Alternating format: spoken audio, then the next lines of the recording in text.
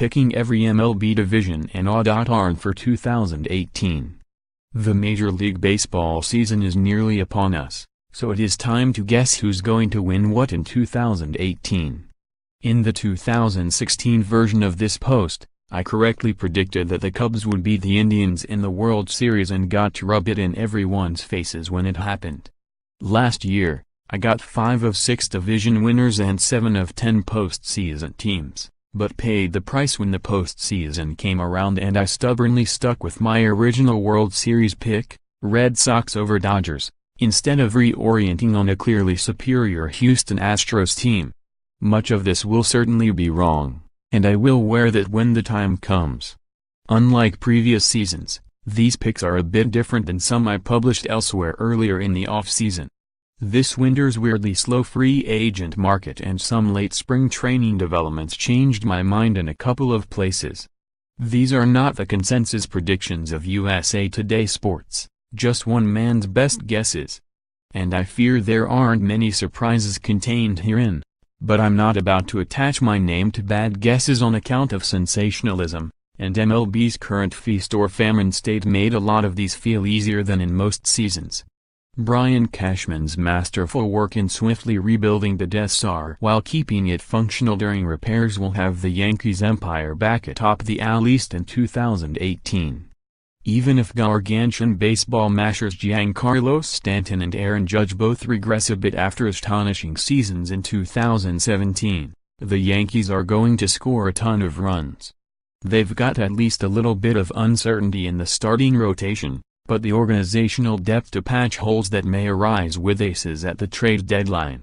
Rinse, repeat, the clear class of a division with 3 clubs still in the throes of rebuilds. The Indians should have a fairly clear path to their 3rd straight division title. The Twins have the best shot of giving them a race, but Minnesota can't come close to matching Cleveland's depth in pitching.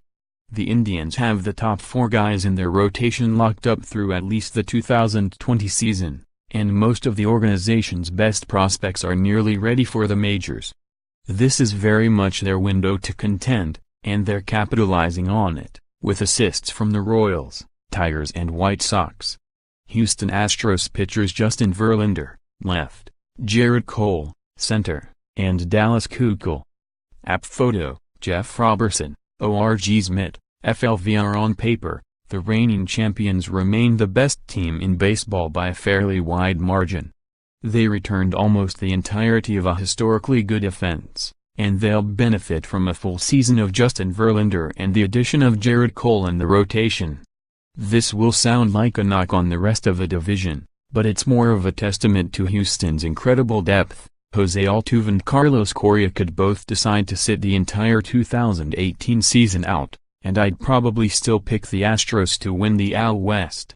It'd take an existential rash of injuries and disappointing performances to derail them. Zach Ozard, left, and Mike Trout. App photo, Mark J. Terrell, aw.ard Smith. Ends 104. The Sox seem an obvious pick after adding J.D. Martinez to a club that won its division in 2017 despite down years from many of its best players. Taking the wild card in the AL East will probably be tough haul, since none of the teams seems in full-blown tank mode, but it says here the likes of Mookie Betts and Jackie Bradley Jr. bounce back at the plate and David Price does so on the mound. The Angels probably saw most of their bandwagon empty out during Shohei Ohtani's spring training struggles, but their other off-season additions, re-signing Justin Upton and acquiring free agent Zach Ozard among them, much improved the cast of characters around the best player in the game. Of the division winners listed here, the Nationals seem the most likely to fall flat after a weirdly sleepy off-season. But the bottom line is that they've got Bryce Harper, Trea Turner and Anthony Rendon set for their lineup with Daniel Murphy due to return at some point, and they've got Steven Strasburg and Max Scherzer fronting their pitching staff. A couple of key injuries could derail them, and both the Phillies and Mets seem like they might be a lot better than many expect. But the Nats still have the strongest odds in the East. The Cardinals underperformed last season and look solid all over, and the Brewers' off-season additions of Christian Yelich and Lorenzo Cain make their lineup appear real strong. But the Cubs still have the offensive core that won them the World Series in 2016, with tons of defensive flexibility and excellence, backing a pitching staff that will replace Jake Arrieta with Yu Darvish. On any given night, they'll have 2-3 guys on their bench that would be starting for just about every team besides the Astros. Both the Diamondbacks and Rockies emerged as contenders in 2017, and the Giants' flurry of off-season activities made them a popular pick to unseat the Dodgers in 2018 until news broke that Madison Bumgarner will start the season on the disabled list.